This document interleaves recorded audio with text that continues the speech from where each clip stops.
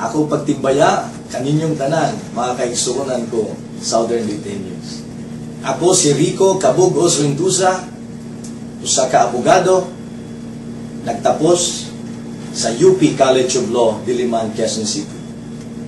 Nanlaban ako siyang katuig, usa ako nahimong mayor sa St. Bernard niadtong 2007. Sa di pa ako mopadayon, tuguti ako sa pagsaysay kaninyo, mahitungod sa akong pagsulod niinatad sa politika.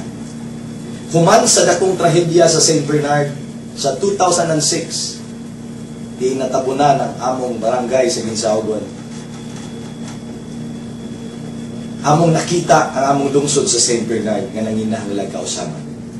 Kausaban tungod kay nakita namo nga ang among namuno wala na unaha ang serbisyo, nauna na ang negosyo. Isip batanon nga abogado, ako ning tubag sa tawag sa pangalagad. Akong gibiyaan ang akong probisyon aron lamang tabangan o galagaran ang akong lungsod sa St. Bernard. Midagan akong mayor sa 2007, ubos sa Liberal Party, ug daghay miingon, attorney, di ka kadaog, tungod kay wa kay kwarta. Ang akong tubag, ako silang giingnan, nga ang akong pagdagan karon mao ang pagtubag sa tawag sa pangalagad. So kung ang pagbuot sa Ginoo nga ako paalagaron niya, dili na ko panumbalingon ang pagbiay-biay sa uban. Nagpadayon ako sa akong tumong, ubos sa pagsuporta sa mga kabatanunan ug mga kaigsuonan namo sa St. Bernard nga nangandoy usab og kausaban. Pag-eleksyon, sama sa atong kanunay nga masinati, nilibo ang kwarta nga gibuhian sa atong kaatbang. Apan ang resulta, nagmanahugon si Atty. Rentusa. Daghay na mutana, nga naman, ngamin daong si Rentusa. Ang tubag mga igsuon, nga kung katawhana, kung ang katawhana ang modesidir, nga aduna gyoy kausaban nga mahitabo, bisan pa sa kwarta nga manggawa sa eleksyon, ang kwarta walay nahimo. Ug ang katawhan sa St. Bernard, nganing pili ka nako, dili tungod sa kwarta, apan tungod sa ilang gugma, akong gisuklian ug tinud-anay nga pangalagad. Nakagamtam sa lungsod sa St. Bernard ang kausaban, nakita nila ang kalambuan nga mo'y bunga sa kausaban. Mao nang pagpapili na akong usog sa 2010, ubos sa Liberal Party, ang katawhan sa St. Bernard. Bisan pa sa kadaghang kwarta na usab nga gibuhian sa atong kaatbang na sinuportahan sa magsuon nga merkado tungod kay ilang ang kapartido ang among kaatbang dito. Nagmalampuson ang Liberal Party. Perfect 10 ang midaog sa St. Bernard. Tungod kay ang katawhan, di na nila gustong buhian ang kausaban na ilang natagamtaman. Mao kana ang istorya sa politika ni Rico Rentusa. Naghay nangutana karon, Atty. Rentusa, nganong mudagan magkapakakongresista? Nganong mudagan ka nga dula pa man kay usa ka termino sa imong pagkamayor sa St. Bernard? Nganong di man ka makahuwat nga mahuman ang imong termino? Nganong nagdali man ka? Ang tubag mga igsuon, mao kini. Ang kausaban sa Southern Leyte, dili makahuwat ug lain na pod nga tulo ka tuig nga pag-antos sa katawhan. Mao na karon aniya ako sinong atubangan mibarog para sa kausaban. Ug ako nagahangyo, nagadapit, nagahagit kaninyo nga mubarog usab kamo, kauban ako. Nunot nining atong tumong nga kausaban. Daghay mangutana, attorney, unsa man ang kausaban nga imong giisgutan? Unsa man ang imong gisinggit na stand up for change? Pwede bang sultihan minimo unsa ka ng kausaban? Kay general man kay na. Lapad man kay ka na nga pulong. Mao ka na mga igsuon. Nga isip kandidato pagka-kongresista, si Atty. Rentusa, andam sa mga balaod noon nga iyang ipapasa puhon, ipalusot sa Kongreso aron makahatag og kaayuhan o kalambuan sa katawhan sa probinsya o sa distrito sa Southern Leyte. Unsa man kini? Mao kini ang mga legislative agenda ni Atty. Rintusa kung mapili na congressman karong Mayo 13. Nasa ato pa, ako nagpaila-ila ninyo nga usa ako ka abogado, dunay kasinatian o nahibaluan mahitungod sa balaod o isip mayor for 2 terms. Unong katuig nga akong gikahalubilo ang ordinaryong katawhan sa kabaranggayan sa St. Bernard. Diin ako nakita sa ako usab nga pagsuroy-suroy sa tibuok probinsya, sa lagyong mga kabaranggayan sa Pasipiko, sa lagyong kabaranggayan sa Panahon, o sa tibuok kabaranggayan sa Limasawa. Bisa na ang kabaranggayan sa bukid sa Maasin, Macrohon, Tomas Upos, Bontok ug Sugod. Akong nasuta na ang problema sa katawhan susama ra sa akong barangay sa St. Bernard ug ang kabaranggayan sa tibuok probinsya sa Southern Leyte. Dili tinuod ang gipanghambog sa atong kaatbang nga kuno ang Southern Leyte ning graduar na sa pagkakabus. Istorya nila kana aron ipakita kanato nga kunuhay ang ayan pa silang sublian apan akong nasuta sa mga mata sa mga kabus nga akong nalamanon, akong naistorya personalmente nga ang katawhan sa Southern Leyte ning singgit sa hilo nga gusto na usab silang kasaban kay napasagdan ang ilang mga yamo. Manaunsa man kining buhaton ni Congressman Rintusa pohon human sa May 13 elections. Una, tungod kay nasuta nako nga ang usa sa mga dakong problema sa katawhan nato nganong kabus kita tungod kay kasagaran nato nagsalib sa agrikultura ilabi na sa lubi, sa kopras. Akong nasuta sa akong pagsuroy sa tibuok probinsya, namubok kaayo ang presyo sa kopras apan walay nahimo ang atong mga kadagkuan mahitungod niini. Nga naa man tay pwedeng buhaton aron matabangan nga dili maglisod na natong katawhan. Unang balaod nga paningkamutan ni Congressman Rintusa nga mapasa sa Kongreso mao ang copra price subsidy law. Unsa man kini? Posible ba kini?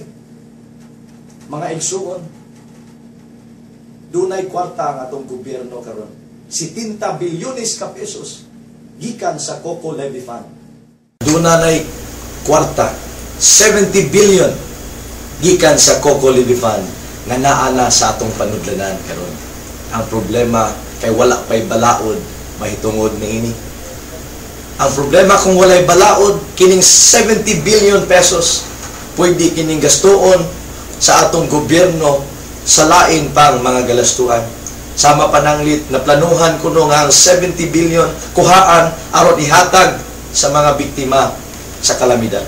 Para nako mga kaigsuonan, ang Coco Levy Fund kinahanglang mapahimuslan sa atong mga mag-uuma sa lubi kay dugay na kinilang gipaabot nga ilang mapahimuslan tungod kay wa man kini gidapat sa angay dapatan panahon sa Marcos era.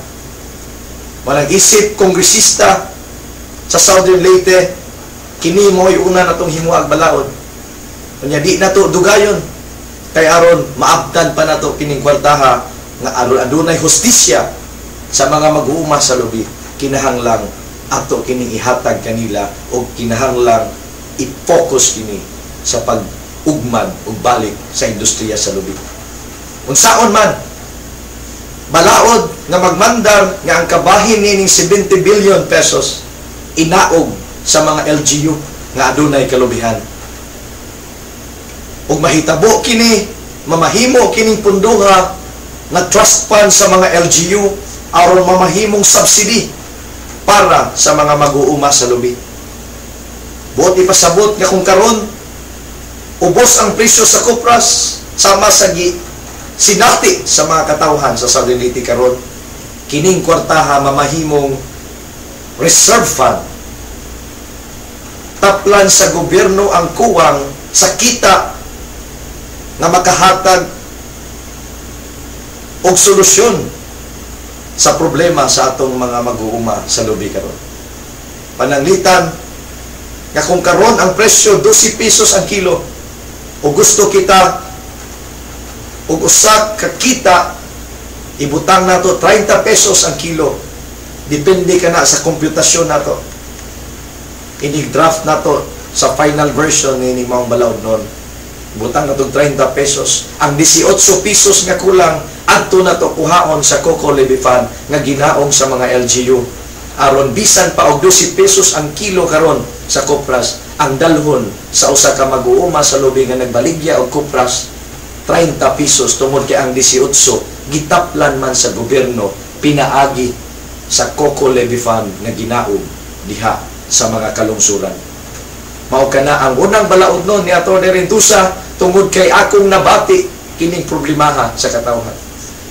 Ang usa ka leader kinahanglang dili lang adunay vision, dunay qualification, but the leader should have compassion for the poor. Mao na mga igsoon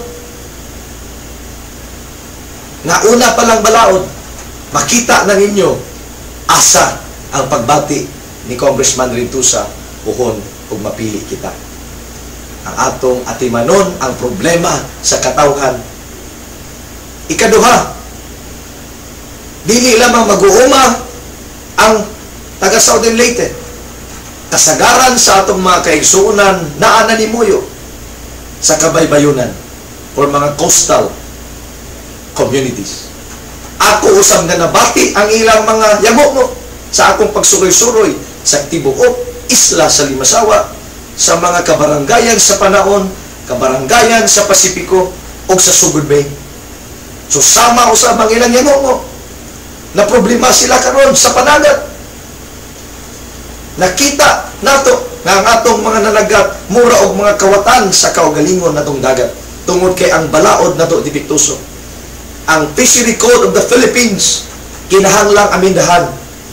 Dugay na unta ning gibuhat apan nagpabaya ang atong congressman mahitungod nining mahina.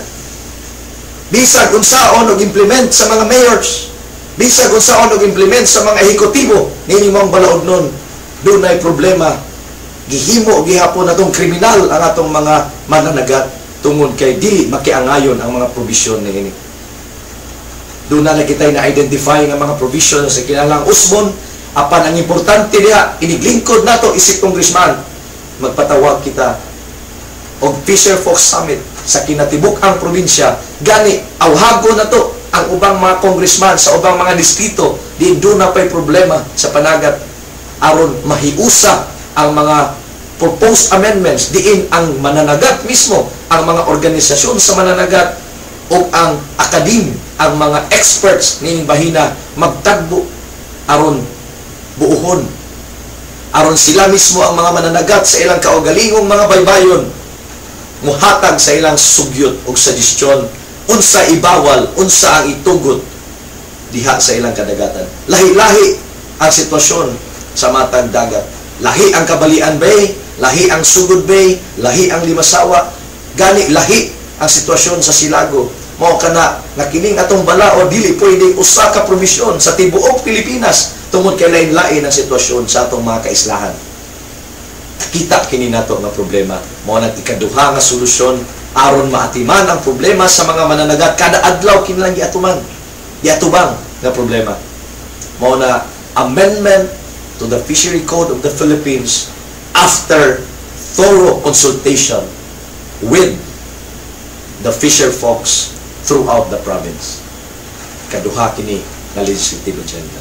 Ikatulo, kinahanglan usab mo'y bias ni Atty. Rentusa, tabangan nato si Pinoy sa paglimpyo sa atong gobyerno. Iyang gisugdan sa national level ang pag-undang sa korupsyon. Apan atong nakita nga dinhi sa lokal nga level nagpadayon ang korupsyon, nagpadayon ang mga binuang sa gobyerno. Ngano man, tungod kay nahimo namang kultura kining matang sa politika nga kaugalingon ang tan-awon o ang pagpanamas-tamas sa kwarta sa katawan. Mao na number 3 legislative agenda sa lista sa legislative agenda ni Atty. Rentusa, mao ang pagpasa og balaod nun aron ma-institutionalize ang moral recovery program. Kaya nagtuo kita nga kung ang atong gobyerno ipaduol nato sa Ginoo, anha nato masugdan nga makita nga dunay katarong sa atong pangagamhanan. Ug dunay katarong nakahibaw kita niana nga ang panalangin sa Ginoo mubuhagay diha sa atong kayutaan, sa atong lugar. Mao kana na-experience, na sinati namo, nasuwayan na ni namo sa St. Bernard. Kagamay nga lungsod, apan among gi-implement ang Moral Recovery Program. Nindot kaayo ang resulta tungod kay tanan nagtinabangay. Dili kini mahitungod sa relihiyon. Tanang mga sectors, Katoliko ka man, Protestante ka man, Christian, ug uban pang mga denominations nag-usa aron ipaabot ang maayong balita, ang maayong pagtulunan sa nagkalain-laing departamento sa atong pagamanan. Apil gani ang mga kabaranggayan kay nagtuo kita nga ang pag-atiman sa atong sa katarong sa pagamhanan dili lamang naa sa municipal level but apil ang atong barangay level. Sunod, ato usab nga i-propose ang amendment sa local government code nga karon nakita nato nga dili pabor sa mga local government units, labi na sa pagbahin-bahin sa pundo sa gobyerno. Karon 60% ang national government nagdawat sa atong income, 40% sa mga local government units. Naluoy ako, ilabi na sa mga kabaranggayan nga hantod karon bisan ang atong kapitan nagdawat lamang og 2,000 nga honorarium, 3,000 nga honorarium, dako og responsibilidad, 24 hours, 7 days a week, pangitagaan naman, dili gali sweldo, dili disente nga sweldo, honorarium ra.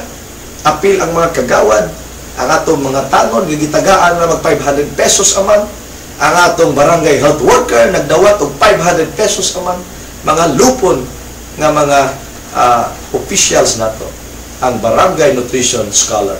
Lisod kayo. Ang mga serbisyo karon sa atong gobyerno ginaog na sa local government unit apan wa nato tagay pagtagad ang ilang compensation. Pinaagi ni balaod no ni Atty. Rentusa pag amendar niini mahatagan na og sweldo nga disente ang atong mga barangay officials aron sila madugang ang ilang kadasig sa pagtrabaho alang sa kaayuhan sa atong katawhan. Sunod nga legislative agenda ni Atty. Rentusa ang kabatanunan. Isip pinakabata nga kandidato karon pagka-congressman, duol sa dughan ni Atty. Rentusa ang kabatanunan. Unsa may himuon ni Atty. Rentusa? Pinaagi balaod nun atong paningkamutan nga aduna gyud integrated and holistic development program sa atong gobyerno. Usa ka agenda niya na ang atong ipasulod nga unta maapil sa curriculum sa atong Department of Education. Mao ka na atong gitawag nga Boss the Movement module. Nindot kini nga module na amo na usab na experience sa St. Bernard, na implementar na mo, nindot kaayo ang epekto. Gitawag na to gining building on a spiritual substance. Di na atong mga kabataan mag-edad palag 7 anyos pataas, ila nang masinati, ila nang ma-rediscover ang ilang kaugalingon nga pagkatao na sila ligon nga mga katawhan batok sa mga pagtintal, mga pagsuway sa kalibutan karon. Maka-expect kita, makapaabot kita og bagong henerasyon na dunay kahadlok sa Ginoo, bagong henerasyon na dunay pagmahal sa nasod, bagong henerasyon nga kaantigo, maningkamot aron mo haruhay, dili mamahimong makililimos hangtod nga mamahimo silang hamtong ug tiguan. Sunod nga legislative agenda ni Atty. Rentusa, mao ang turismo. Kung inyong mabantayan ang atong probinsya karon, maayo gani. Kay bisan pa sa pagpasagad sa atong mga kadagkuan, dunay pribadong sektor nga naningkamot aron mabalik sa mapa ang Southern Leyte sa turismo. Pinaagi sa paningkamot ni Engineer Robert Castañares, nakabaton kita karon economic tourism and economic agenda sa probinsya. Diin dunay 5 ka angkorahe ang atong turismo. Apan kini kinahanglan og legislative support. Kinahanglan kini adunay balaod aron ma-institutionalize ang paghimo sa Southern Leyte nga playground of the Eastern Visayas. Kinahanglan kinig balaod aron gyud ideklarar pinaagig balaod nga ang Southern Leyte mao gyud ang playground sa Southern Leyte, ug pinaagi sa balaod kini punduhan kada tuig aron mamintinar kini mga pasilidad nga nahimo sama sa zipline sa agas-agas, canopy walk sa Silago nga hapit na karon mahuman, ang atong dive site sa Napantaw sa Sugod Bay, ang Maasin Zoo diri sa Maasin, ug ang umaabot nga tourism attraction sa Limasawa diin na planuhan mo doon ay pinakataas o pinakadako nga cross aron yun ma-emphasize nga ang Limasawa sa Southern Leyte daa diha ang unang misa, ang simbolo sa Kristyanismo dinhi sa atong nasod sa Pilipinas. Legislative agenda ni Atty. Rentusa, tourism sa Southern Leyte balaod aron pagsuporta ninyo. Health, kinahanglan dugang pondo ang atong panglawas.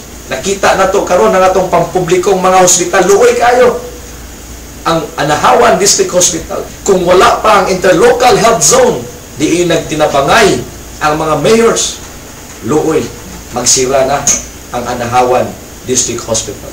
Tanawa ang Sugod District Hospital, walay tambal ang katawhan, imbis na ay PhilHealth card, sayang dili magamit tungod kay kuwang ang mga tambal ang pasilidad niya na di magamit. Bisan gani ang atong provincial hospital sa Maasin, luoy kaadyo tungod kay wa kini maatiman. Isip congressman atong gamito ng atong pondo aron paning atong siguruhon nga kining atong mga pasilidad basic service ng health ngano mang pasagdan man kini sa atong mga kadagkuan. Isip congressman ato kanang paningkamutan nga kini unang pagtagad na diha sa health. Kinahanglan kana og congressional effort aron matas-an ang pondo nining atong mga hospital karon. Education, subo palandungon nga hantod karon ang pondo sa SLSU mao gihapon wala na ning kamot ang atong congressman paglabi sa Congress aron tas-an ang pondo ning atong university o uban pang mga eskwelahan nato nga nanginahanglan pondo. Ngano ang congressman wala man mo butang og dagkong pondo aron daghan ang mahimong scholars sa atong mga universidad o kolehiyo. Nagpasagad ang atong mga kadagkuan karon nila. Si Atty. Rentusa puhon usa kana sa tagaan tong dakong paha sa atong congressional fund. Another agenda nga gikinahanglan siguro balaod or dili apan tagaag priority attention mao ang employment o livelihood opportunities. Isip mayor sa St. Bernard, duna na ako'y kasanatian o kahibaloon saon nga daghang mga katawhan nato ang makatrabaho. Nahimo na to sa St. Bernard, isip mayor, mas naatay mahimo, isip congressman. Ang atong nahimo sa St. Bernard, atong ipaambit, palakdan sa tibuok probinsya sa Southern Leyte. Finally, kinahanglan na itong atimanon ang tanang sectors na to. Sama sa mga vulnerable sectors, sa senior citizens, women, persons with disability. O finally, nakita naman nato nga karon nag-usab-usab na itong klima. Climate change is here.